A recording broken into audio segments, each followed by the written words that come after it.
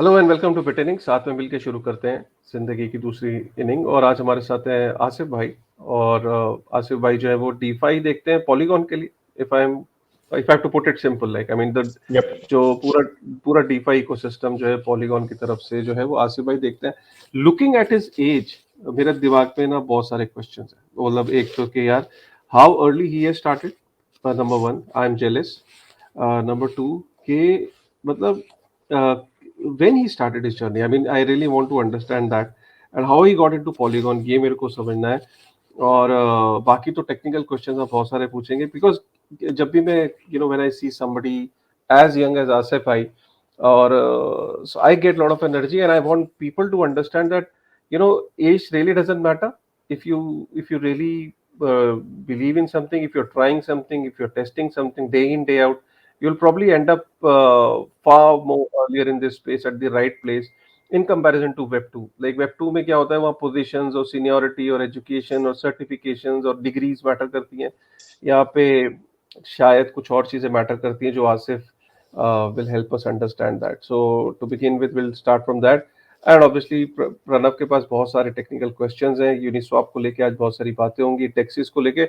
और I think ये right time भी है बात करने का। क्यों? क्योंकि जिस हिसाब से हम सीफाई के ऊपर एक तरीके का अटैक देख रहे हैं यूएस के अंदर, हम देख रहे हैं कि सीफाई से डीफाई के अंदर मल्टीफोल्ड जंप आया है ट्रेडिंग वॉल्यूम्स में और ट्रांजैक्शंस में। Future of DeFi, future of decentralized exchanges, इस पे भी बात करेंगे। So welcome Pranav, welcome Asif. I hope you guys are doing fine. Yeah, for sure. Thanks, Kaushik bhai. Thanks, Pranav, for inviting me. I Yeah, think yeah, that yeah. was a मतलब काफी ज्यादा ही आपने थोड़ा हाइप अप कर दिया. So thanks for that. And right. हाँ, मैं थोड़ा सा बताता हूँ कि आसिफ को बुलाने का हमारा मेन रीजन ये है because he is a very expertised person with the right kind of views on very very technical protocols. जैसे अभी यूनिस्वैप V4 लॉन्च हुआ है, तो वो अपने आप में डीफाई की एक नई गाथा लिखने को it is a way how DeFi will be ruled in the next 2 to 3 years and stuff like that. So Uniswap V4 अपने आप में एक बहुत बड़ा डेवलपमेंट है इथेरियम इकोसिस्टम में। जब पहली बार यूनिस्वैप लॉन्च हुआ था तो उसने डीफाई समर को लॉन्च किया था, जिसके बाद एक बुल मार्केट आया था वेब3 के अंदर जिसमें बहुत सारे डीफाई एप्स चले थे। सिमिलरली अभी यूनिस्वैप V4 लॉन्च हुआ और उसके अंदर भी बहुत सारी नई नई इंपॉर्टेंट चीजें हैं, जैसे हुक्स हैं और डिफरेंट डिफरेंट कस्टमाइज चीजें हैं। डैप से बन के वो प्लेटफॉर्म हो गया, उसके बारे में डिटेल में डिस्कशन करेंगे। बट शुरू करते हैं आसिफ आपकी जर्नी से। We'll understand how did it start, and then we'll try to understand कि डीफा इतना इंपॉर्टेंट क्यों है इथेरियम के लिए। Yes. yeah, for sure.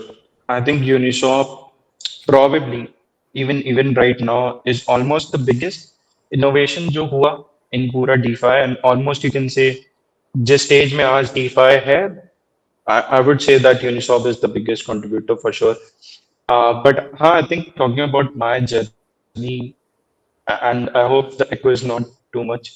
So yeah, I think we'll just maybe go back 3 years or something. So I think मैंने engineering करी थी from AMU in mechanical engineering. But I think कहीं ना कहीं financial markets always fascinated me because if you think about it, जो पूरी society का flow है when it comes to governance, how people think, वो honestly बहुत ज़्यादा is affected by how money works. And if you think about different societies, let's say if you think about India, जिसकी economy अलग है, if you think about US, Europe again is very different from US. So the way these people think also is very different because of the economy, right? Or if you think about the whole economic cycle, you can go back to 1929 जहाँ पे पहला एक तरह से stock market crash हुआ. I think वो बहुत ही पीछे हो गया, but let's say if you move somewhat closer to the current world, so let's say if you talk about 2000 और 2008, और उस वक्त जो क्राइसिस हुई इन 2008, if you think about all the financial institutions that were involved, कहीं ना कहीं they were responsible to a great extent, and there is lot of literature about this, reports, public info, there are a lot of documentaries. और एक ऐसी documentary थी inside job, which also I think won an Oscar back in I think 2010. तो I would say that जब मैंने वो documentary देखी तो कहीं ना कहीं I would really suggest कि everyone should go and watch that. That is one of the big pieces if you want to understand economics and financial world. But I think उसको देखने के बाद it somehow became very clear that it's almost existential for even normal people to understand how money works. So उसके बाद I was doing a job as a full stack engineer, but I started looking more into finances, and then I completed my CFA level one, which is a certification and becomes a pathway for new people to get into finance and then get professional jobs as well. Full form is certified financial analyst. There are 3 levels to it. So yeah, but always inherently there was this curiosity about money, and then the whole crypto thing happened in 2020 when the COVID thing happened, the crash happened, then there was quantitative easing. So this vision of permissionless, decentralized money, this really attracted me because I truly believe कि in a world where money is such so critical to our existence, किसी ऐसी चीज का होना, किसी ऐसी form of money का होना which is permissionless in nature, जिसकी monetary policy is predictable. So let's say if we talk about BTC, Bitcoin, or ETH, their monetary policy is predictable and it's not controlled on the whims of let's say a committee or a centralized body. So I would say that became a central let's say point why I came into crypto because monetary policy and financial world and permissionless assets. I hope it wasn't too philosophical.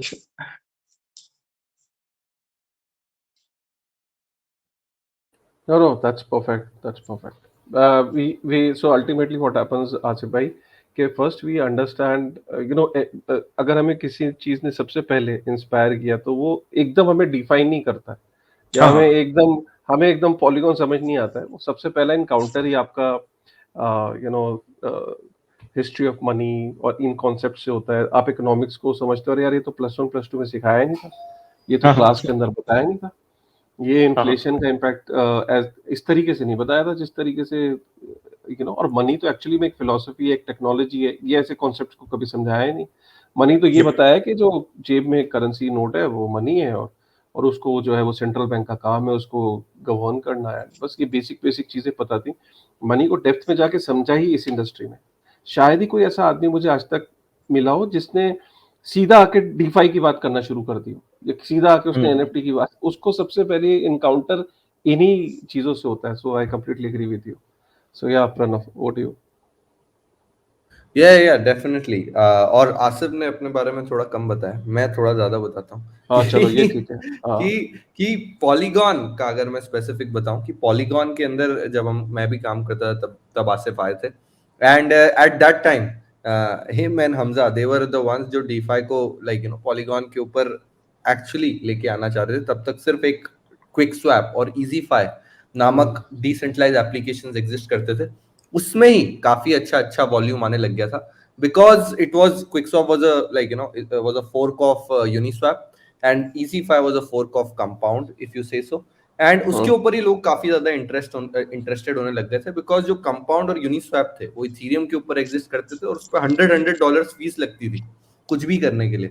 अगर आपको एक swap करना है USDC से USDT में, अगर आपको transaction करना है तो उसमें $100 फीस लगती थी। तब से लोगों ने पॉलीगॉन के अंदर बहुत ज्यादा इंटरेस्ट दिखाया था और उनके फोर्क्स को यूज करना चालू किया था, and that's when Asif and Hamza they got almost all the DeFi ecosystem that existed around the vicinity of DeFi on Polygon. तो वो कैसी जर्नी थी Asif, getting these big dapps, जैसे अभी यूनिस्वैप डिप्लॉयड है पॉलीगॉन के ऊपर, कर्व डिप्लॉयड है पॉलीगॉन के ऊपर, पीओएस चेन की बात कर रहा हूं मैं, बैलेंसर डिप्लॉयड है पॉलीगॉन के ऊपर, तो who's and who's of DeFi have come on polygon.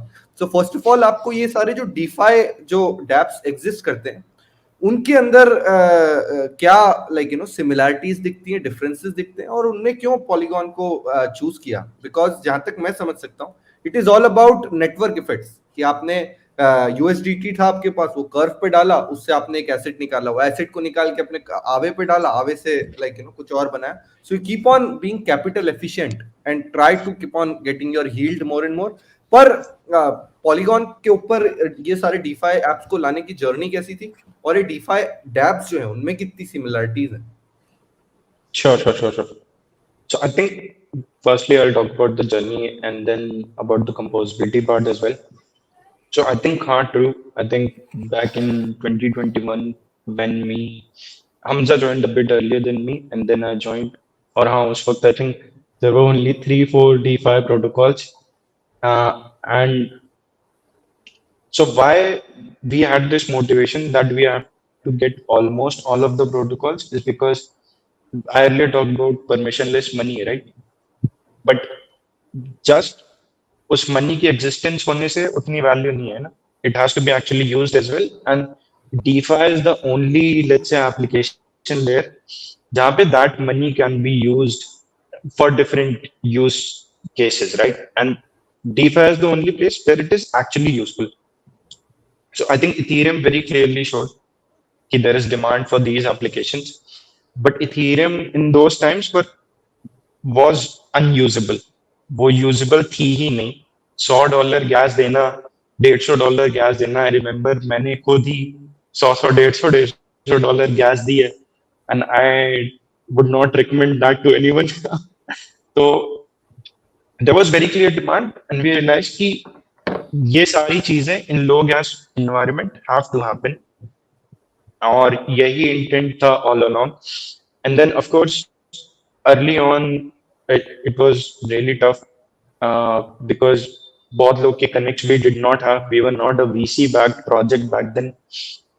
We were not a fully Ethereum aligned project back then. So it was quite a struggle क्योंकि you're trying to reach out to people but उनको they feel कि Ethereum is the bigger market and that they should stay with ETH because that is where जो fees they will generate would be highest. But I think it took some time, and then we realized that we have to get at least 2-3 big protocols early on. And I think if they come on, then jo baki hai, they also follow because they actually see value in the ecosystem. And this is where the whole network state network effect comes into play. So if you think about the journey, Aave sabse pehle aaya. Then we got Curve. So if you bring Aave and Curve in a way, जो blue chip asset के जो pools हैं, let's say Bitcoin, ETH, stable coins, USDC, USDT, वो सब create हो सकते हैं. If you get Curve, then stable coin के pools you can get created. And then उसके बाद we got Sushi as well. So on Sushi you can create a volatile pair pools as well. So let's say ETH, USDC, BTC, USDC, or let's say उस वक्त government tokens were also attracting a lot of attention. So Sushi, USDC, Link USDC, and that is how it started. And then of course it kept on growing. And maybe I can talk about how, if you think about different verticals, right? So I think it's very easy. You just have to segregate it. Right now, if you think about it, DeFi के दो primary verticals हैं, and of course उन verticals में फिर बहुत सारे sub verticals हैं. So one would be trading vertical, and second would be lending vertical. अब trading में अगर आप बात करते हो, तो you can then verticalize it even further, right? So you've got spot trading, you've got derivative trading, you've got order book based trading, and अगर आप lending की बात करो, तो you've got lending markets like Aave, or you have got stable coin protocols, let's say जैसे Maker या Cheetah, or अब lot of people are collateralizing LSDs as well, which is staked versions of ETH. These would be Libra and Raft, these kind of protocols. और इन सब में similarities क्या है? क्योंकि मैंने देखा यार कितनी बार लाइक काफी सारे जो लेंडिंग वाले प्रोटोकॉल्स हैं स्पेशली या फिर डेक्सेस हैं कॉमन, वो बहुत सिमिलर होते हैं. द ओनली डिफरेंस इज कि कौन कितना टोकन देता है, मतलब लाइक यील्ड फार्मिंग कराता है अपने प्रोटोकॉल के ऊपर. तो how are they different and what is the kind of innovation? कौन से डैप्स हैं जो एक्चुअल में इनोवेशन करते हैं इन चीजों में? Yeah, so अब यहाँ पे there are two ways to look at it. So of course when it comes to offering, maybe हो सकता है और लगता है कि ये तो सिमिलर ही है, ठीक है, कि यूनिसॉप भी सेम चीज कर रहा है, कर्व भी सेम चीज कर रहा है, बैलेंसर भी सेम चीज कर रहा है.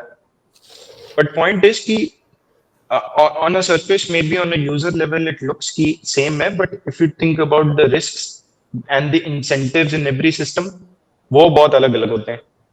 So in Uniswap, if you look at an LP profile, that is way different than LP profile of a balancer LP token, right? और सिंस अगर LP प्रोफाइल अगर अलग है तो फिर ट्रेड एग्जीक्यूशन पे भी मैं एक बार बताता हूँ. ये आसिफ भाई काफी हाई लेवल है डीफाई के अंदर, is very deep, so you might think कि LP सबको पता होगा, पर LP का मतलब होता है liquidity provider. Liquidity provider are the people जो लिक्विडिटी देते हैं, मतलब एक तरह से आपको मार्केट मेकिंग करते हैं कोई भी पर्टिकुलर AMM या फिर कोई भी पर्टिकुलर डिसेंट्रलाइज्ड एक्सचेंज के अंदर, ताकि आप एक्सचेंज कर सको टोकन. अगर मेरे को USDT से USDC स्वैप करना है तो मेरे तो मार्केट के अंदर लिक्विडिटी प्रोवाइडर होने चाहिए, USDC के भी USDT के भी, ताकि वो ट्रेड फैसिलिटेट हो पाए. So these are LP providers. हाँ, you can continue कि LP providers यूनिस्वैप के और बैलेंसर के डिफरेंट कैसे होते हैं? हाँ, तो अब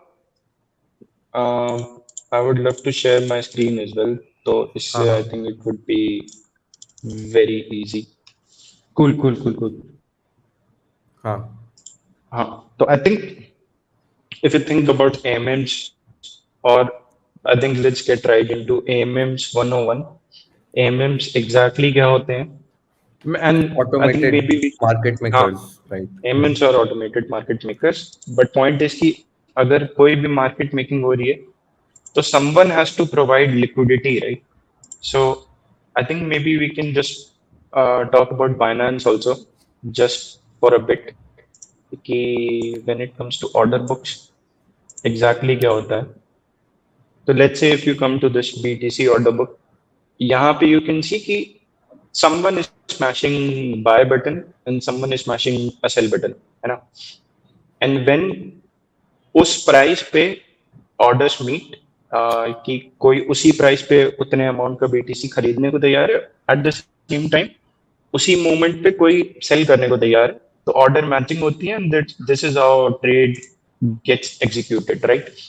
बट पॉइंट इज कि यहाँ पे if you think about it, almost decimals में पीपल आर बिडिंग और दे आर सेलिंग, राइट? तो पॉइंट इज लेट्स से आपने you offer to sold it at 25,035.5, right? और हो सकता हो उस वक्त कोई उधर सेल साइड पे आए ही ना, तो पॉइंट इज कि आपका ऑर्डर तो स्टक हो जाएगा. तो दिस मींस कि बाइनेंस इज अनयूजेबल. तो इसीलिए this is where market makers come in. What happens is कि उस मोमेंट पे market maker will take your trade और उसी कुछ सेकंड में, कुछ माइक्रो सेकंड में, मिली सेकंड में ही will sell it to someone else थोड़ा सा महंगे पे, राइट? और फिर वो मार्केट मेकर अपना उसका पूरा इंफ्रा होता है, एल्गोरिथम होते हैं, ये होते हैं, वो होते हैं. इट्स अ कॉस्टली सेटअप और वहां पे इन्वेंट्री रिस्क भी है, क्योंकि अब उसको अपनी बुक्स पे बिटकॉइन रखना पड़ेगा ना, अगर उसको बिटकॉइन सेल करना है टेम्परेरी सेकंड के लिए. हाँ, जितने भी मिली सेकंड. अब वो फिर डिपेंड करता है कि मार्केट मेकिंग की भी अलग अलग स्ट्रैटेजीज होती हैं और ऑटोमेटेड होती हैं, तो राइट, तो इंटरेस्टी होती है. Let's say if you come to in general जो ये होता था, शेयर मार्केट ट्रेडिंग होती थी जो वॉल स्ट्रीट के अंदर भी होती है, लाइक हमारे जीरो, तो वहां पे ये मार्केट मेकर ही होते हैं. वहां पे भी ये ऑर्डर बुक मार्केट मेकिंग होती है। तो यूनिस्वैप जब आया तो उस यूनिस्वैप और बैलेंसर जब आया तो उन्होंने नया क्या किया, मतलब ये ऑर्डर बुक को छोड़ के कुछ नया किया, तो वो क्या था? yes. तो if you think about blockchains, since public हैं, permissionless systems हैं, तो उस पे you cannot do thousands of transactions in 1 second. Which if you think about order books, यहाँ पे you can see कि every second you are getting literally hundreds of trades. And this is only on one pair, which is BTC. Apart from BTC, if you think about it, there are almost hundreds of tokens here. तो ये जो है किसी public blockchain पे हो ही नहीं सकता, and even अभी भी किसी पब्लिक ब्लॉकचेन पे ऑर्डर बुक नहीं चल सकती है, even if you talk about Solana, एप्टोस, everything. तो this is why a new form of trading application was needed, and this is where AMMs came into play. कि instead of an order book कैसा हो जाए कि अगर एक pool बन जाए कहीं पे ऑफ द सेम एसेट्स, और लोग आके फिर उस पूल में खरीदें और बेचें. तो सिंस एक पूल है, वहां पे जो जो भी people are providing money to that pool, they don't have to come in and settle a trade every second, right? जैसा कि ऑर्डर बुक में होता है, they have to settle it literally every second, every millisecond. वहां पे एक pool है, and they just have to provide liquidity to that pool, और फिर वो पूल एक मैथ फॉलो करता है, and whatever trade execution happens adheres to that math. तो इसीलिए there was this need of AMMs. Yeah, and we can go into more detail as well. Right ये अपने आप में एक बहुत इंटरेस्टिंग है. Basically what happens is that कि आपको मार्केट मेकर्स नहीं चाहिए होते हैं, आपको लिक्विडिटी प्रोवाइडर्स चाहिए होते हैं कोई पर्टिकुलर टोकन का. तो जैसे अगर मेरे को यूएसडीटी से मैटिक एक्सचेंज करना है, या फिर मुझे यूएसडीटी से एफटीटी एक्सचेंज करना है, तो फिर सबसे पहले वो पूल देखेगा, पूल कौन से बन रहे हैं. यूएसडीटी से मे बी यूएसडीसी का पूल बन रहा हो, ठीक है, उसका एक पूल बना हुआ, उसके अंदर काफी सारे लिक्विडिटी प्रोवाइडर्स हो, उसका एक पूल बना हुआ. यूएसडीसी से फिर शायद ऐसा हो सकता है कि यूएसडीसी से आगे जाके वो लाइक मे बी इथीरियम का पूल बना हुआ, यूएसडीसी से इथीरियम, और फिर इथीरियम से एफटीटी. तो एट द एंड इन सब पूलों से गुजरेगा मेरा ट्रेड. सबसे पहले एक्सचेंज होगा from USDT to USDC, USDC to like ETH, और फिर ईथ से लेके एफटीटी में स्वैप होके मेरे को अपना टोकन जो है वो मिलेगा. This is how normally like market making in decentralized way works. ये क्यों इतना फैसिनेटिंग है मेरे ख्याल से, वो इसलिए क्योंकि परमिशनलेसली टोकन लिस्ट हो सकता है. अब अगर आप बाइनेंस पे जाओगे, कॉइनबेस पे जाओगे, या फिर कोई भी कॉइनडीसीएक्स पे जाओगे, कोई भी एक्सचेंज के ऊपर जाओगे, तो उनकी एक लिस्टिंग टीम होती है, वो बैठती है, वो मार्केट मेकर्स को बुलाती है, और फिर वो लिस्ट करती है कोई भी चीज को. और उसके अंदर बहुत ज्यादा इश्यूज होते हैं, बिकॉज कितनी बार जो लिस्टिंग टीम होती है वो पहले ही टोकन को खरीद के रखती है, बाद में वो टोकन लिस्ट होता है, and then there are issues that happen around the whole ecosystem. So permissionlessly अगर आपको कोई टोकन लिस्ट करना है सिर्फ लिक्विडिटी प्रोवाइड करके, तो यूनिस्वैप और सुशीस्वैप जैसे डिसेंट्रलाइज्ड एक्सचेंजेस के ऊपर हो सकता है. और ये अपने आप में रिवॉल्यूशनरी है, क्योंकि अगर आप चाहो तो कोई भी टोकन आज मैं बना के अपना प्रणव टोकन बनाऊं और मैं कल उसको यूनिस्वैप के ऊपर लिस्ट कर दूं. अच्छा भी है, बुरा भी है. बुरा भी हुआ है डेक्सेस के कारण, बहुत सारे रग पूल्स क्रिएट हो गए, but that is the part of the technology that happens. आज तक एनएससी के बिना कोई भी टोकन जो है, पेनी स्टॉक या कोई भी स्टॉक एक्सचेंज के ऊपर एक तरह से ये एनएससी और बीएससी के ऊपर डिफरेंट एक्सचेंजेस के ऊपर लिस्ट नहीं हो पाया, क्योंकि उनके पास मार्केट मेकर नहीं थे. बट यूनिस्वैप के इनोवेशन के कारण ऐसा हो सकता है, परमिशनलेसली टोकन को आप लिस्ट कर सकते हो. And that in a way was a very big achievement that Uniswap did in its own way. तो वो उसके कारण क्या हुआ, जब यूनिस्वैप आया तो डीफाई समर्स कैसे बना, कैसे लोगों को यूनिस्वैप इथेरियम की असली यूटिलिटी पता चली, क्योंकि 2017 के अंदर तो कुछ भी नहीं था. आईसीओ थे, फालतू के एनएफटीज थे, there was nothing that was happening. And Uniswap was one of the first innovations जिसने ये पूरे इकोसिस्टम को बताया कि कैसे परमिशनलेसली टोकन को बना के आप डीफाई की यूटिलिटी लेके इथेरियम का असली मजा ले सकते हो. Sure. So I think इसके लिए maybe we just have to go back 3 years And if you remember, back in 2020, जब Uniswap बड़ा हो रहा था, there was this whole Robin Hood incident as well, जहाँ पे GameStop वाला पूरा incident हुआ था, and there was a short squeeze on GameStop. Retail made bunch of money, and then there were lot of these hedge funds who lost money. Or then Robinhood also kept on stopping trading for GameStop, right? Which, if you think about it, is almost like, I wouldn't want to use the word illegal, but because there would be legal implications, uh, but it's just not right, right? It's just not how a market should work, right? So when Uniswap was coming, ये पूरा incident हो रहा था in background, and this is when people realise कि इसकी actual में जरूरत है, राइट? बिकॉज जो रॉबिन हुड पे हुआ, that is not some conspiracy theory, right? कि ये ट्रेडिंग रोक सकते हैं, ये कर देंगे, वो कर देंगे, ये हो जाएगा, वो हो जाएगा. वो एक्चुअली में हुआ था, and I think that is something that really elevated यूनिसॉप, because यूनिसॉप पे इस तरह से ट्रेडिंग कोई रोक नहीं सकता. It's fully permissionless. It's fully math based. I think second जो reason है why Uniswap is very relevant is, if you think about these exchanges, there is something called order flow auctions, right? So इसका मतलब ये है कि जैसे Robinhood पे जो भी flow आता है, right? जो भी buy, sell, whatever, Robinhood जो है उस market information को एक्चुअली में मार्केट मेकर्स को बेच सकता है, और that is how Robinhood actually makes money, right? So in a way Robinhood is selling that order flow and that value which the users were creating, and then Robinhood is keeping that for itself, right? जबकि if you think about order flow and if you tell it to people who are not about order flow, उनको यकीन ही नहीं होगा. But there's almost this discussion since 1980s, जहाँ पे पहले brokerages जो होते थे यूएस में, they started selling order flow, and then वो चीज बड़ी होती गई, देन बड़े एक्सचेंजेस आते गए, बड़े ब्रोकर्स आते गए. अभी Robinhood, आई वुड से, is probably one of the biggest retail brokerages, right? और वो ये करता है.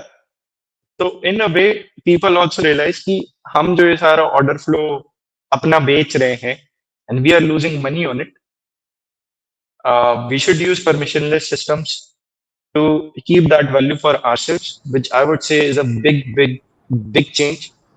And I would say कि even TradFi में right now, whatever value people are losing, this because can of be order one flow. of the way. No, yeah, of course, it's because of order flow, but one of the reasons they will start using DeFi is because they want to capture the value for themselves.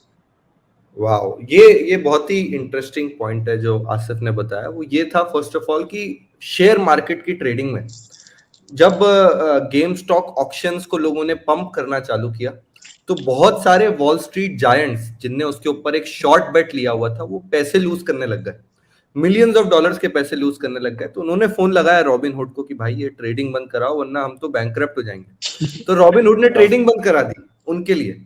ऐसा कभी नहीं होता है कि जब wall street giants पैसे कमाते हैं और हमारे रिटेल पैसे लूज करते हैं तो रॉबिनहुड ट्रेडिंग बंद करा दे. पर ऐसा उसने वॉल स्ट्रीट जायंट्स के लिए किया था because they have the monopoly in the market.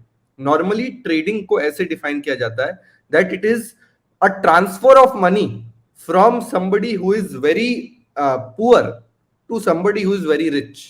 उल्टा transfer. Somebody who is less skilled to somebody who is more skilled, somebody who is less corrupted to somebody who is more corrupted in a lot of information gathering ways, right? और दूसरा सबसे बड़ा उसका yes Kashif भाई, you continue. मेरा एक question है वो मैं बाद में पूछता हूँ आपसे. हाँ, तो ये एक वैल्यू फ्लो होता है कि like this was one big thing that happened. और दूसरी बात ये, अगर आप देखो सारे जो सेंट्रलाइज्ड एक्सचेंजेस है, मैं क्रिप्टो की बात नहीं कर रहा हूँ, नॉन क्रिप्टो की बात कर रहा हूँ, सेंट्रलाइज्ड जो ट्रेडर्स हैं जो वॉल स्ट्रीट के ऊपर बैठते हैं, वो इंफॉर्मेशन डेटा के हिसाब से ट्रेडिंग करते हैं. रिटेल यूजर्स डेटा के हिसाब से ट्रेडिंग नहीं करते क्योंकि उनके पास डेटा का एक्सेस ही नहीं होता है. बाकी जो लोग होते हैं वो नैस्डैक का इंफॉर्मेशन लेते हैं रॉबिनहुड और इन सब ब्रोकर्स से. उनसे पूछते हैं यार क्या ट्रेड हो रहा है, क्या ट्रेंड चल रहा है, और उसके हिसाब से ट्रेडिंग करते हैं। आप रिटेल वो ट्रेंड बनाते हो, पर वो ट्रेंड को बेचते हैं रॉबिनहुड वाले, खरीदते हैं वॉल स्ट्रीट वाले, और आपके डेटा पे आप ही से पैसे लेके पैसे बनाते हैं। That's where on chain transactions which are permissionless came as one of the fruition, and that's why Uniswap was a perfect fit for that, and that's why Uniswap became such a big hit as soon as it launched on Ethereum. Yep. Kashif, आपका question. Yeah, so मेरा question actually is more related to you know मैं ऐसा कई बार सोचता हूँ कि जो automated market makers हैं जैसे EMM है, यूनिस्वैप वगैरह है, अगर आप देखो तो अभी जैसे यूएस के अंदर SEC ने बोला कि कॉइनबेस ने अनरजिस्टर्ड सिक्योरिटीज को अपने यहाँ पे ट्रेड करने दिया। ठीक है, कॉइनबेस का कहना है कि काफ़ी सारी सिक्योरिटीज हैं, ऑल्ट कॉइन्स जो हैं, और ये अनरजिस्टर्ड हैं, और कॉइनबेस ने इनको फैसिलिटेट किया। उसने एक अनरजिस्टर्ड सिक्योरिटीज मार्केट ऑपरेटर की तरह ऑपरेट किया, और उसने अनरजिस्टर्ड सिक्योरिटीज को अपने यहाँ पे रोक किया। अब ये कहीं ना कहीं गैरी गैंसलर जो है, उसको मुझे लगता है कि ये जो यूनिस्वैप वगैरह है, ये थ्रेटेंड फील करता है वो, कि उसको पता है कि सीफाई को कंट्रोल करना आसान है, लेकिन यूनिस्वैप जैसे प्रोटोकॉल्स को गवर्न करना कितना मुश्किल है, जस्ट इमेजिन। उसने एक छोटी सी कोशिश करी थी आज से 2 साल पहले, जब एक 160 के 162 टोकन्स को यूनिस्वैप ने अपने इंटरफेस से हटाया था, क्योंकि जो यूनिस्वैप का जो स्मार्ट कॉन्ट्रैक्ट है वो तो डिसेंट्रलाइज है इथेरियम पे, लेकिन जो उसका इंटरफेस है, मतलब अगर आपको स्मार्ट कॉन्ट्रैक्ट को एक्सेस करना है, उसके लिए इंटरफेस तो चाहिए ना, गेटवे तो चाहिए। तो वो जो Yep. आपकी स्क्रीन पे जो खुलता है, जो आप इधर डालते हो 1000 USDT और उधर नीचे इथेरियम आ जाता है, तो मतलब जो भी आप वो फिगर्स इनपुट करते हो, वो इनपुट को कहते हैं इंटरफेस, जो स्क्रीन आपके पेज पे खुलती है। अब उस पेज को उन्होंने पीछे वहाँ पे अनलिस्ट कर दिए थे कुछ टोकन्स को। काफ़ी सारा ये भी बवाल उठा था कि यार यूनिस्वैप ने भी वही कर दिया जो काम सीफाई करता है। तो उस पे फिर यूनिस्वैप ने ये काउंटर किया कि हमने सिर्फ इंटरफेस से हटाया है, लेकिन कोई भी जाके टोकन्स को वैसे एक्सेस कर सकता है स्मार्ट कॉन्ट्रैक्ट पे। अब वो कैसे, वो थोड़ा टेक्निकल होता है, ऑब्वियसली हर एक आदमी को वो नहीं पता होता है, बट करा जा सकता है। क्या लगता है फ्यूचर में कैसे एड्रेस करेंगे ये automatic market makers in issues को? क्योंकि सीफाई के बाद ना मुझे ऐसा लगता है कि फोकस जो है वो यूनिस्वैप की तरफ बढ़ेगा। यूनिस्वैप क्या, फिर वो कर्व बैलेंसर और या जो भी कंपाउंड आवे, इन सब की तरफ भी बढ़ेगा। What is your take, how do you think कि ये चीजें आने वाली हैं क्या, या मैं जो कह रहा हूँ वो सेंस लग रहा है कि हाँ, regulation is about to come on these AMMs and how they are preparing? Sure. So I think I'm not a lawyer exactly, so I try to Not a lawyer, give my but information as a DeFi हाँ, user, or let's say a DeFi operator, right?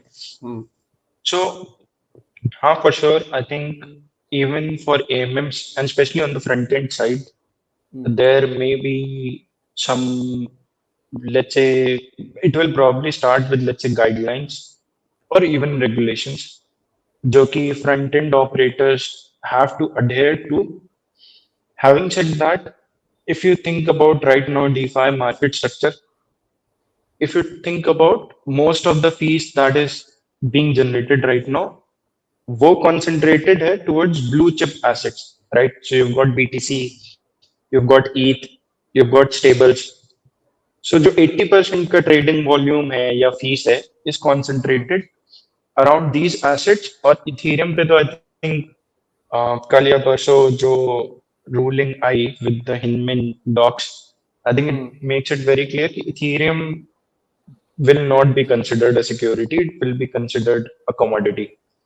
तो point is कि if you think about the future of DeFi और AMMs, वो बहुत ही safe है, because जो ये major assets हैं वो हमेशा ट्रेड होते रहेंगे एमएम्स पे, और वो परमिशनलेस तरीके से ट्रेड होते रहेंगे। Now when it comes to tokens, तो फॉर श्योर अभी बहुत क्लैरिटी नहीं है कि what will be the future for these alt coin tokens, and what will happen to them on, let's say, exchanges, CEXs or AMMs. But I think future तो safe ही है because major assets are allowed. अच्छा आसिफ एक बात बताओ, जैसे Uniswap का interface जो है वो अमेरिका अमेरिका से ऑपरेट होता है, अमेरिकन कंपनी उसके पीछे है। या सपोज एसईसी कहता है कि ये इंटरफेस बंद करो भाई, ये जो तुम कर रहे हो ये अलाउड नहीं है। सपोज करो अमेरिकन एंटिटी अपने इंटरफेस बंद कर देती है, तो क्या ऐसा हो सकता है कि कोई बंदा हांगकांग से नया इंटरफेस डाल सकता है यूनिस्वैप का यस यस रातों रात यस। रातों रात? हाँ हाँ बिल्कुल। मतलब इनफैक्ट अभी भी यूनिसॉफ्ट तो के उसको मल्टीपल वो फ्रंट उसको एंड्स वो चलते ही हैं। फ्रंट एंड चलते रहते हैं, अलग अलग हाँ चलते रहते हैं। चलते ही हैं। हाँ तो तो अभी अभी जो हम इंटरफेस यूज करते हैं, जो हम जैसे वेबसाइट पे डालते हैं, वो इंटरफेस तो यूएस वाला खुलता है ना। हाँ अगर वो बंद हो जाए तो आप ये कह रहे हो कि कहीं और से वो इंटरफेस चालू हो जाएगा? चालू हो जाएगा, इनफैक्ट चल ही रहा है। मतलब इवन इफ यू थिंक चल अबाउट इट, जितने भी सारे वॉलेट्स हैं या डिबैंक जैपर टाइप की चीजें हैं, जो पोर्टफोलियो मैनेजर टाइप एप्लीकेशंस हैं, वो सब कहीं ना कहीं यूनिशॉप को ही यूज करती है ना। तो वो तो ऑलरेडी हो ही रहा है। इवन इफ यूनिशॉप फ्रंट एंड बंद हो जाए, तो लेट्स से 1 इंच जो है वो एक एमएम एग्रीगेटर है। तो बहुत सारे, मान लो अगर एमएम में 5 एमएम, तो उनके थ्रू वो आपको बेस्ट प्राइस देगा। तो राइट 1 इंच राइट का अब फ्रंट एंड ऑलरेडी चल रहा है। ऐसे हाँ 15-20 एग्रीगेटर हैं, 100 वॉलेट हैं, और multiple like hundreds of application है जिनके थ्रू ये ऑलरेडी हो ही रहा है। ये ऑलरेडी हो ही रहा है एब्सोल्युटली। हाँ अगर यूनिस्वैप बंद ही हो जाए, बिल्कुल ठीक कह रहे तो हो। सो मे भी हो सकता है कुछ भी क्या फर्क नहीं पड़ेगा, टू बी ऑनेस्ट। ऑसम, वैसे तो मैं कई बार फैसिनेट होता हूँ कि एएमएम्स जो है वो रियलिटी में एक इनोवेशन तो है। मतलब हमने आज से पहले कभी सी फाई के अलावा ये सिस्टम सोचा ही नहीं था। सी फाई मार्केट मेकर्स दुनिया के अंदर, जब जो ग्लोबल स्टॉक्स जो है एएमएम के थ्रू पूरी दुनिया एक्सेस कर पाएगी। जैसे किसी को टेस्ला करना होगा फ्यूचर में, आज से मे बी 10 साल बाद, या या फेसबुक लेना है या गूगल का स्टॉक लेना है, तो वो एएमएम के थ्रू स्वैप कर पाएगा। ऑलरेडी चालू हो गया है काशिफ भाई। सिंथेटिक्स पे अगर आप जाओ हाँ तो आप सिंथेटिक्स पे तो सिंथेटिक टेस्ला अभी खरीद सकते हो। आपको कोई हाँ गवर्नमेंट रूलिंग और गवर्नमेंट की जो भी नई नई गाइडलाइन आई है जिसमें आप डायरेक्टली इंडियन सिटीजन टेस्ला नहीं खरीद सकते हैं, उसको ओवर रूल करके आप सिंथेटिक टेस्ला खरीद सकते हो सिंथेटिक्स पे जाके यूजिंग डीफाई। बहुत सारे लोग हाँ हैं जो ठीक है, लेकिन वो देखो हाँ आइडियली वो करना तो नहीं चाहिए, बिकॉज अगर वो, क्योंकि वो रिप्रेजेंटेटिव तो उन्हीं टोकन्स का है, तो I think it's high risk game. But मैं यही कहूंगा कि what I just try and what I predict basically, कि कल को दुनिया की शायद ही कोई कंपनी होगी जिसका टोकेनाइज्ड उसकी जो सिक्योरिटीज होगी वो टोकेनाइज्ड होंगी और ग्लोबल मार्केट में 24/7 एएमएम के थ्रू अवेलेबल होगी। हाँ, I would say to be honest right now maybe ये बहुत ही होपियम वाली एक बात लग रही हो, हाँ बट बट ये एक्चुअली में रियलिटी बहुत ही रियलिस्टिक है। And I will give you 2 very clear reasons for that. One is what you mentioned, 24/7 liveness, which I would say is a very big thing. कि कोई कोर्ट हमेशा live होना without any external operator, right? कि हमेशा आपको, you do not need 100 computer जो कि orders हमेशा फिल कर रहे हो। You actually have a pool and 24/7 without any external party, that pool is live. One, I think second would be, if you think about these concentrated liquidity AMMs, अब जो price impact है on these AMMs, and what I mean by price impact is, let's say आप अगर bitcoin पे आज Binance पे let's say खरीदने जाओ 10 मिलियन का बिटकॉइन, तो आपके पास अगर 10 मिलियन यूएसडीसी है तो आपको 10 मिलियन का बिटकॉइन नहीं मिलेगा। आपको कुछ 9 मिलियन, 9.9 मिलियन का ही बिटकॉइन मिलेगा, क्योंकि ऑर्डर बुक्स में, मतलब आप जब भी जाते हो तो आपको अगर आपका साइज बड़ा है तो आपको कम वैल्यू की फिर अंडरलाइन मिलती है। बिकॉज हो सकता है उस वक्त उस मोमेंट पे उतने सेलर्स उस प्राइस पे रेडी ना हो, right? But if you think about AMMs, and there has been great deal of research, तो ऐसा हो सकता हो कि एमएम्स पे एक्चुअली में एग्जीक्यूशन बेटर हो। तो लेट्स से जो किसी सेंट्रलाइज एक्सचेंज पे अगर आप 10 मिलियन का कोई खरीदता और उसको 9.9 का मिलता, तो मे बी हो सकता हो एमएम्स पे उसको 9.99 का मिले, which if you think about it maybe in percentage basis is smaller, but since these people who are doing let's say hundreds of transactions in one day, इनके लिए पर ट्रेड भी मैटर करता है ना, तो एक्चुअली में इट्स रियलिस्टिक बिकॉज एग्जीक्यूशन ही हो सकता हो सुपीरियर हो on AMMs in future. Very very interesting. So in a way it's anyways happening, right? और अगर ये इसी को कंटिन्यू करते हुए अगर मैं थोड़े बहुत आपको स्टैट्स दिखाऊं जो यूनिस्वैप के फाउंडर हेडन ने शेयर किए थे, तो you will be astonished to see कि कितनी बार given the current like scenarios that have happened, Binance से ज्यादा वॉल्यूम यूनिस्वैप V3 ने किया था सर. कॉइनबेस छोड़ो, Binance which is the highest volume centralised exchange, इसको यूज करना बहुत आसान है. आप फिएट ऑन रैम्प करो, आपके पास पैसा आ गया, पैसे को कन्वर्ट करो यूएसडीटी में, यूएसडीटी से आप ट्रेडिंग करना चालू करो, जो भी आपको खरीदना है बेचना है, एक कॉइन किया, जो भी टोकन की आपको करना है, it's very much easy. On the other hand Uniswap के ऊपर आपके पास वॉलेट होना चाहिए, वॉलेट के अंदर आपको डिफरेंट तरीके यूज करने पड़ेंगे ऑन रैप करने के बाद. उसके बाद आपके पास वॉलेट में इथीरियम होना चाहिए या मैटिक होना चाहिए, या फिर जो भी आर्बिट्रम के ऊपर हो, तो जो भी आपके पास एसेट होना चाहिए उसको ट्रेड करने के लिए.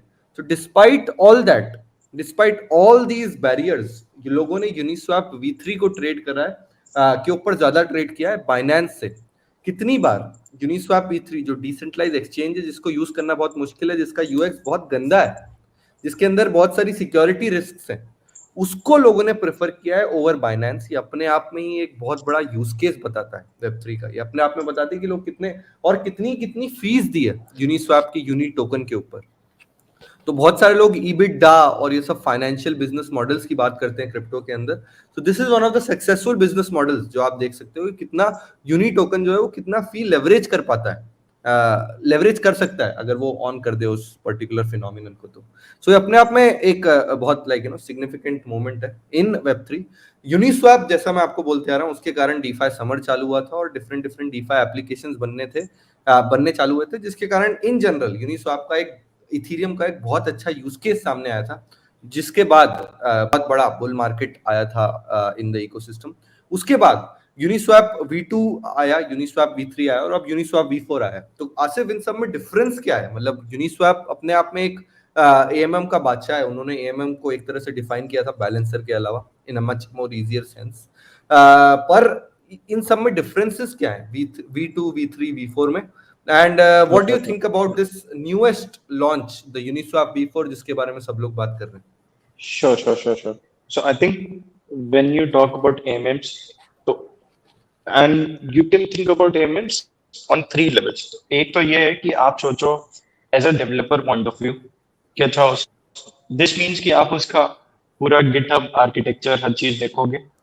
सेकेंड वुड बी कि आप कोई फाइनेंशियल इंजीनियर हो and the underlying math is more relevant to you, right? तो आप उसको देख सकते हो. And second, I would say maximum लोगों के लिए ये ही useful होगा is to always look at the payoffs Uniswap offers, right? So let's say if you quickly talk about Uniswap, हमेशा you might have heard कि XY equal to K वाली एक चीज होती है, right? And just let me know if my screen is visible. नहीं, आपकी screen visible नहीं है. Cool. ये दिख रही है, अब दिख रही है. Cool. हाँ, तो उस फॉर्मूले का मतलब क्या है कि when you talk about XY, X and Y is the amount of assets that is in pool, right? So of course we can go into math, XY का delta and everything, but the easiest way to understand is, let's say एक ETH है pool में और 1000 USDC है. अब अगर कोई लेके आता है 100 USDC, तो इन अ वे वो 100 USDC पूल में डाल रहा है और कुछ ETH लेके जा रहा है, राइट? तो वो एक तरह से पूल को इम्बैलेंस कर रहा है, राइट? और अगर वो पूल को इम्बैलेंस कर रहा है मीन्स ये तो मतलब एक तरह से गलत बिहेवियर हो गया. तो दिस मीन्स कि पूल की मैथ में ऐसा कुछ इनकोडेड होना चाहिए कि वो जब ये इम्बैलेंस लेके जा रहा हो तो इन अ वे वो पीनलाइज हो। और यहीं पे बात आती है वो अंडरलाइन स्वैप फॉर्मूला वाली और एक्स वाई इक्वल टू के वाली, कि अगर वो $100 का यूएसडीसी दे रहा है तो वो $100 का ईथ नहीं लेके जा सकता, वो थोड़ा सा कम ईथ लेके जाएगा। तो of course if you are a financial engineer तो I would suggest कि you should go through all the docs and everything, but if you are a user, I would say you should only look at two things. So one would be, if you are providing liquidity, so what is your risk as a liquidity provider and what is your incentive?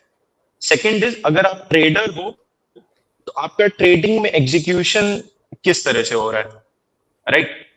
तो now about all these three AMMs, Uniswap V2, V3, V4, we just talk about these two things, right? कि LP payoff क्या है, trader के लिए क्या फायदा है, right? So if you talk about a V2 LP position, this means कि let's say आप ETH लाए, USDC लाए, $1,000 का 50-50 pool and you provided liquidity, और अगर ETH का प्राइस चेंज होता है तो this is the curve that you would say that you would that is the payoff you will get, कि अगर ETH का प्राइस गिरना चालू होता है तो रिलेटिव टू अगर आप सिर्फ ETH और USDC होल्ड कर रहे होते तो this would be like the chart or payoff you will get, right? So you can see अगर ETH बहुत ज्यादा गिरता है तो related to just holding you will lose money. अब what is your incentive to provide this liquidity is कि on every trade you will get some amount of fees, which was 0.3% in Uni V2, right? So I think this is just now let's talk about execution as well. Just one moment. काफी depth में है ये, like you know if अगर किसी को पूरा समझना है यूनिस्वैप कैसे काम करता है, एमएम कैसे स्वैप होता है, तो आई think this is the first channel जो हिंदी में आपको ये बता रहा है। यस आसिफ। Sure. So अब ये हो सकता है शीट इंटिमिडेटिंग लग रही हो थोड़ी, because of course why not, but it's very easy to understand this. What this means is कि there's always this term thrown around TVL, right? तो TVL का मतलब ये हो गया कि उस पूल में कितने पैसे हैं। So let's say अगर कोई पूल है जिसमें $1 million वर्थ ऑफ टोकन्स है, right? So this means कि USDC 500K का हो गया, and this is more on the trader execution side of things, right? So let's say अब अगर कोई ट्रेडर आता है और 10,000 वर्थ का ट्रेड करता है, right? So the price impact the trader will be sort of encountering would be around 2%, and you can see very clearly कि जैसे एक AMM में TVL बढ़ती जाती है for that same trade size, जो प्राइस इम्पैक्ट है वो भी कम होता जाता है।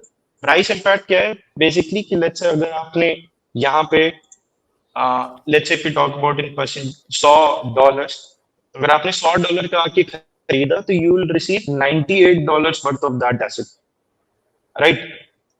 तो ये यूनि V2 की मैथ है पूरी based on Uni V2 equation, कि लेट्स से अगर 10 मिलियन का पूल है तो ये अगर तुमने आके 10K का खरीदा तो ये तुम्हारा प्राइस इम्पैक्ट होगा, and this is like fully math driven. Order books में क्या होता है कि अगर तुमने बड़ा ट्रेड किया, मे भी हो सकता है मार्केट मेकर उसी वक्त ऑर्डर बुक को एडजस्ट कर दे, तो तुम्हारा जो प्राइस इम्पैक्ट है वो हो सकता हो ज्यादा हो, लेकिन क्योंकि this is math based, so your price impact is predictable, which is also a big feature, to be honest. So in general अगर liquidity बहुत ज्यादा है, टोटल वैल्यू बहुत ज्यादा है एक पर्टिकुलर टोकन का, तो प्राइस इंपैक्ट होता ही नहीं है। वरना तो आपको एक बार इथेरियम $100 का मिल सकता है, एक बार $10,000 का मिल सकता है, dependent on how people trade. But इतने सारे लोग उसके अंदर वैल्यू लॉक करके बैठे हैं कि ये मैकेनिज्म जो है, जो सिंपल मैथ्स है, जिसमें ETH is one variable, USDT is another variable and K is a constant, x into y is equals to k, वो चल पाता है, and that in general is a very great phenomena. तो इसके अंदर Asif, I have stopped तभी sharing तो the screen. जो छोटे छोटे टोकन्स होते हैं बड़े स्मॉल कैप, उस पे लिक्विडिटी होती ही नहीं है। कितना मुश्किल होता है वो ट्रेड, कितना महंगा पड़ता है। कई बार मैंने देखा है कि अगर उसमें हाँ, तो लिक्विडिटी रग वो हो इस जाते रेंज हैं में होगा कुछ कि लोग, 500 के या ऐसा कुछ। वो हाँ, रग हो जाते हैं तो लोग बहुत सारे उसमें रग हो ऑलमोस्ट जाते रग पुल हो जाते हैं। 90% तक की वैल्यू इरोड हो जाती है। राइट। और ऐसा बहुत बार हुआ है बहुत सारे लोगों के साथ, पैनकेक स्वैप और इन सब यूनिस्वैप के डिफरेंट उनके ऊपर, इसीलिए यूनिस्वैप ने शायद वो बंद भी किया था, फालतू के टोकन को अपने फ्रंट एंड पे दिखाना, कि मतलब आपके पास कोई भी टोकन है उसको लॉन्च किया, उसकी जरा सी मार्केटिंग करी, यूनिस्वैप के ऊपर लिस्ट किया, 10 लोगों ने खरीदा 10x करने के लिए, और आपने पूरा का पूरा बेच दिया जो आपके पास था। तो एक तरह से आपको पास इथीरियम मिल गया, और किसी और को आपका वो टोकन मिल गया जिसकी अब कोई वर्थ ही नहीं है। दैट्स कॉल्ड रग पुल, जो यूनिस्वैप ने लिक्विडिटी भी इनेबल खुद ही किया। प्रोवाइड करते थे। पहले लिक्विडिटी प्रोवाइड करा, फिर ट्रेड एग्जीक्यूट करा, मार्केट में हाइप क्रिएट करी, वो फिर एग्जिट कर गए। राइट, बट जहां इनोवेशन होगा वहां उसका मिसयूज होगा। सो हम इनोवेशन की बात करें, मिसयूज आई एम श्योर के जो नए वर्जन आ रहे होंगे ना यूनिस्वैप के, उसमें ये सब इश्यूज एड्रेस करेंगे वो धीरे धीरे। राइट। सो तो आशिफ, मतलब जो लेटेस्ट वर्जन है V4 यूनिस्वैप V4, उसके बारे में थोड़ी बात कर लेते हैं। cool, ये cool, जो cool, लेटेस्ट वर्जन है उसके अंदर क्या क्या लाइक डेवलपमेंट है और एडवांसमेंट है? I think just before that we need to spend maybe couple of minutes on Uni V3 क्योंकि Uni V3 हाँ, understand करना is important on Uni V4. Uniswap V3। So yeah, I think Uni V3 में बड़ा difference जो ये हुआ कि let's say earlier, and I think ये website का link also I will share. This is a very good website to understand Uni V3 math. So when you think about Uni V2, when you provided liquidity, it was almost that you were providing the whole liquidity in the whole range, right? So the best mental model to understand this is, let's say Uni V3 में क्या हुआ कि ऐसा हुआ कि you can provide liquidity in certain ranges, right? So let's say you imagine कि वो range में now liquidity is divided between different ticks and number of ticks is of course way higher, right? Or अब whatever liquidity you are providing is just concentrated around those ticks, and more तो एक तरह से अगर आप reasonable way बोलो to तो मैंने, understand ticks would be just price. हाँ, तो एक Yep. तरह से मैंने 1800 से 2000 के बीच में जब इथीरियम होगा तब मैं लिक्विडिटी प्रोवाइड करता हूँ यूनिस्वैप पे। Yep. तो इसका मतलब क्या हुआ कि as long as उस रेंज में प्राइस रह रहा है of ETH, as an LP you are making money because you are generating trading fees. लेकिन अगर 2000 से ऊपर गया या 1800 से नीचे गया तो this means कि you won't generate money. Right. So now of course, पर V2 के अंदर आप कमा सकते थे, आप अगर हाँ, 1600 भी प्राइस या 1500 5000 भी, चला जाए, जितना भी चला जाए, and पर of आप course, कम पैसे कमा पा रहे थे, राइट? इट वाज वेरी हाँ, लेस, कम पैसे कमा पा रहे थे, कम APY पैसे कमा रहे थे, हाँ, APY was less, which is more concentrated now. Okay. तो I earlier talked about just two things that you should look in AMMs, right? So one would be payoff structure, second would be trade execution, right? So if you think about payoff structure, if you are providing liquidity in ranges, the blue line you see right now, this would be the payoff for Uni V3 position, right? और जो green line ऊपर दिख रही है, that is Uni V2 LP payoff, right? So you can see very clearly कि if you provide liquidity in ranges, Uni V3 पे after a certain range, let's say once it goes out of range, let's say if you provided in ETH USDC, एक minute यहाँ से I think और clear होगा. So right now when you were providing, let's say $1000, you had started with $457 worth of Ethereum and $542 worth of USDC. But अगर range के बाहर गया towards the higher side, तो all your ETH will be converted to USDC. And let's say अगर range के नीचे गया तो all your USDC will be converted to E. तो अब if you think about risk profile, वो पूरी तरह चेंज हो गया। जबकि यहाँ पे क्या हो रहा था, ऑन यूनी V2 दोनों एसेट्स में रह रही थी और जो वैल्यूज थी वो भी काफी अलग थी, राइट? तो you are assuming now more risk in Uni V3, but of course it's all about incentives also. So the amount of money you make from fees will be 15x now, and this is in range of, let's say, अगर आप 1000 से, अगर आप 1400 से 1800 में provide कर रहे हो तो ये होगा। लेट्स से अगर आप बड़ी रेंज में देते हो तो वन मोमेंट, आप बड़ी रेंज में देते हो तो फिर आपका पे ऑफ जो है वो चेंज हो गया, वो थोड़ा start getting skewed to Uni V2। But जो आपका लिक्विडिटी मल्टीप्लायर था, जो एफिशिएंसी थी, वो भी अब कम होने लगी। तो रिलेटिव टू अर्लियर अब हाफ हो गई, बट हाँ आपका रिस्क भी चेंज हो गया। And then when it comes to execution, we will be coming back to this as well.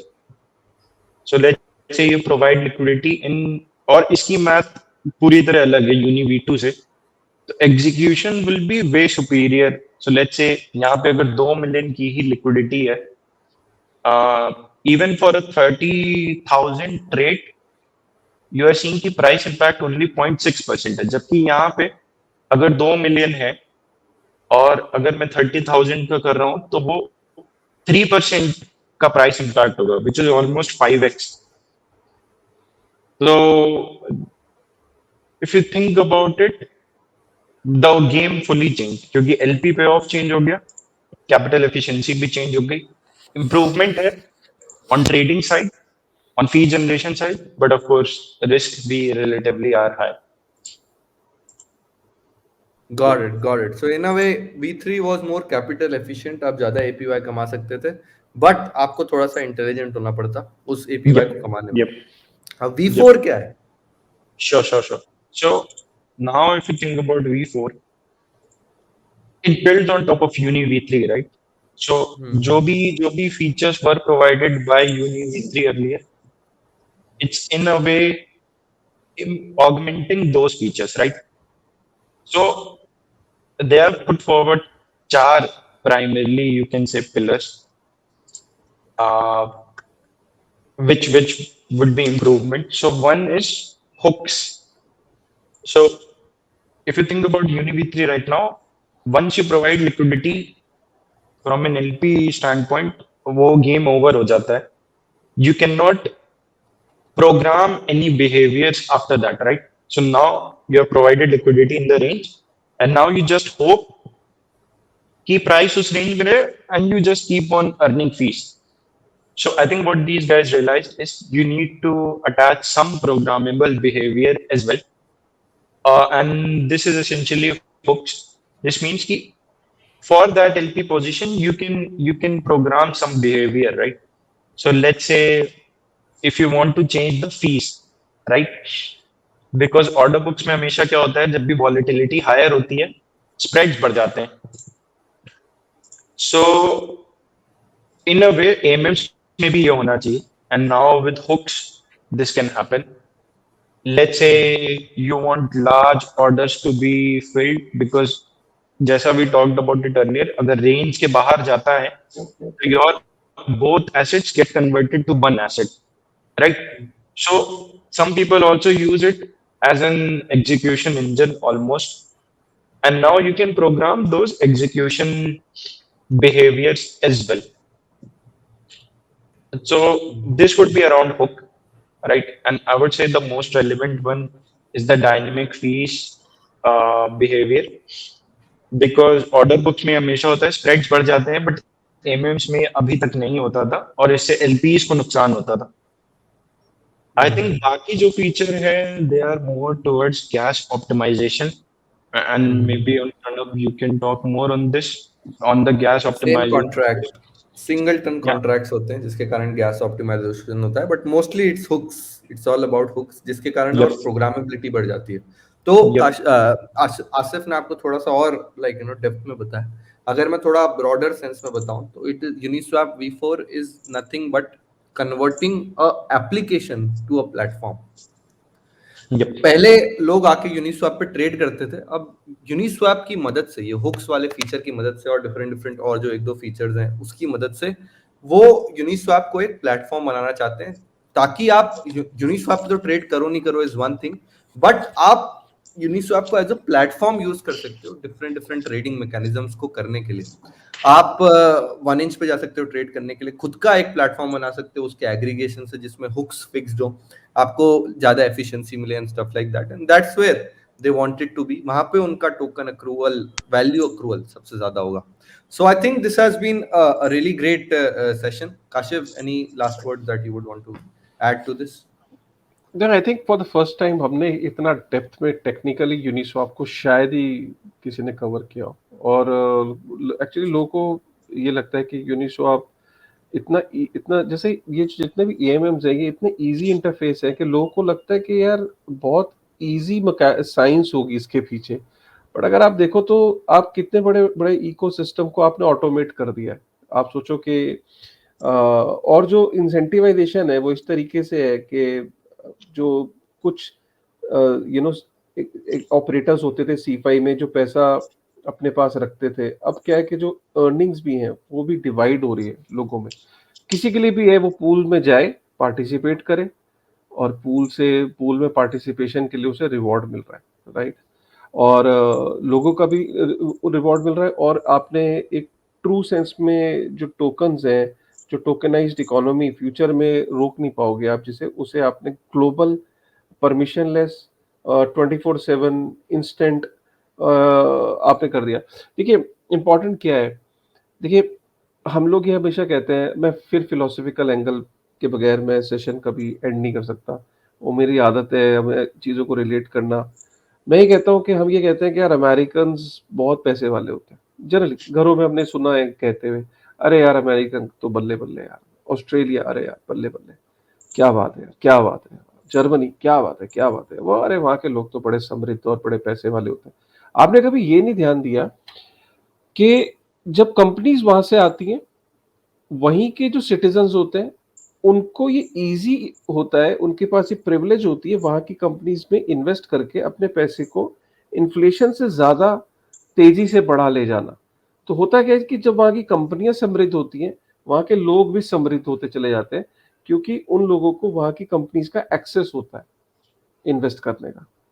Suppose करिए मैं आज आपको एक एग्जांपल देता हूं कि ट्रू सेंस में जब कल को सिक्योरिटीज और फ्यूचर की कंपनीज फेसबुक और ट्विटर या गूगल नहीं होने वाली, ये तो रहेंगी, फ्यूचर की कंपनीज होंगी जो कल को आप इस इकोसिस्टम में देखोगे कि जो कंपनीज आ रही हैं, जैसे पॉलीगॉन है और बहुत बड़ी बड़ी कंपनीज हैं, ये कंपनीज का इकोसिस्टम जब आपको AMM के थ्रू एक घाना या अफ्रीका के अंदर एक बहुत पिछड़ा हुआ एक गांव है, उसके मोबाइल पे उसको AMM के थ्रू एक मौका मिल रहा है ग्लोबल कंपनीज के अंदर पार्टिसिपेट करने का उनकी सक्सेस स्टोरी में, तो उन लोगों की जो प्रॉब्लम है गरीबी की, वो उस गरीबी की प्रॉब्लम से बाहर निकलने का उन्हें भी मौका मिलेगा, फेयर प्ले मिलेगा।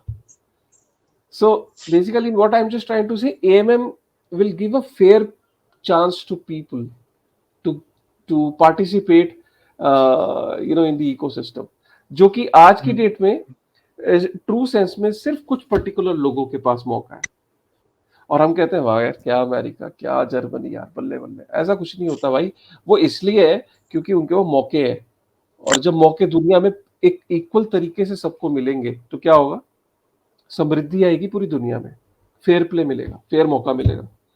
बिटकॉइन ने वो करके दिखाया कि आज आप बिटकॉइन की नेटवर्क में पार्टिसिपेट कर सकते हो।